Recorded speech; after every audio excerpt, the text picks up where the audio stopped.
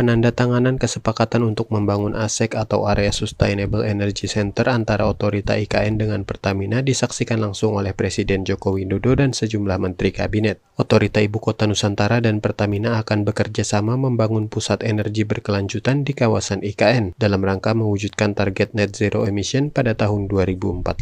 Pusat energi berkelanjutan rencananya akan dibangun di wilayah perencanaan 5 IKN dengan luas sekitar 3.720 hektar. Jadi IKN ini kan dikembangkan dengan konsep zero emission, semua energi yang digunakannya. Dan untuk itu tentu kita juga perlu mempersiapkan semua ekosistemnya. Dan kita sama-sama tahu dari hasil G20, B20 bahwa 3 tantangan utama itu yang pertama adalah teknologi, yang kedua adalah penyiapan tenaga kerja yang sesuai dengan future energy, dan yang ketiga adalah finance. Nah, untuk 2 hal ini yang akan kita perkuat di sini. Karena Indonesia memiliki sumber daya alam yang sangat besar untuk renewable energy dan juga punya market yang besar. Ya, kita punya teknologi. Kita tidak akan bekerja sendirian. Kita akan menggandeng global company, global university, global research and technology development untuk mengembangkan di sini. Nah, kenapa tadi saya menyampaikan bahwa IKN ini bukan hanya bisa mencapai net zero, tapi juga adalah negatif emission.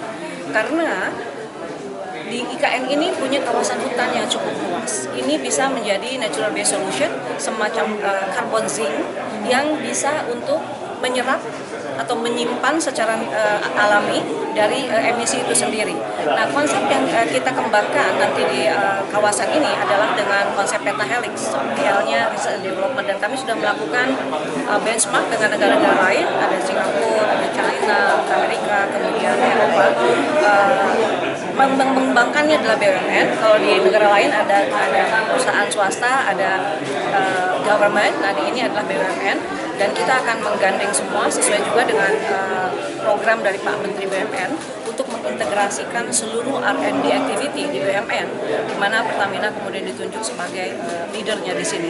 Jadi kami akan menggandeng semua untuk mengembangkan teknologi untuk green and low carbon. Kenapa low carbon?